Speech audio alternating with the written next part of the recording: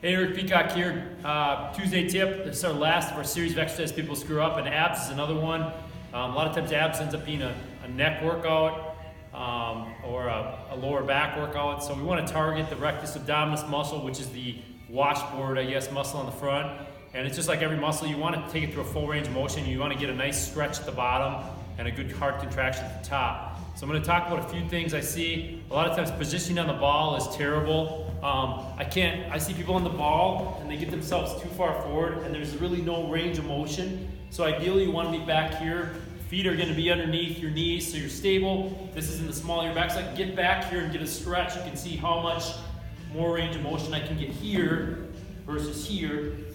The other thing is leading with the neck. You see people doing the chicken and cranking their neck forward. Your neck is actually, you think your head is a bowling ball. Think of it as a weight on a weight stack. So I'm going to keep my head centered, so when I'm coming up, I keep my head directly over my spine. If I'm doing this, and I'm cranking my neck, I'm putting stress on my neck, and I'm not getting the full resistance from my neck, I could be on my abs.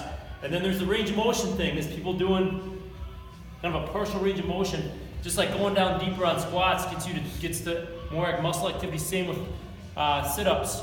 So we're going to come back here, and I'm going to come back real slow, and I'm going to get a good stretch, and then I'm going to come up here, and I'm going to get a good hard contraction at the top. So coming down, stretch, contraction at the top, versus, crunches. The other thing too is this ball should not move. So as I'm going up and I'm doing a crunch, the ball's doing this, the ball's doing a lot of the work for me. So that ball needs to be stationary. So as I come back, my back kind of conforms to the ball. I feel a stretch.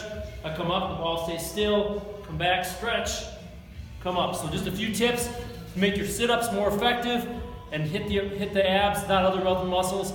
And a lot of times you clean those things up, it's going to feel like a whole different exercise. So this is our last of our series. Stay tuned next week. We're going to start a new series, Little Muscles That Do Big Things. So that's our Tuesday tip for the week. Thanks for being on Pure Vita Fitness. See you later.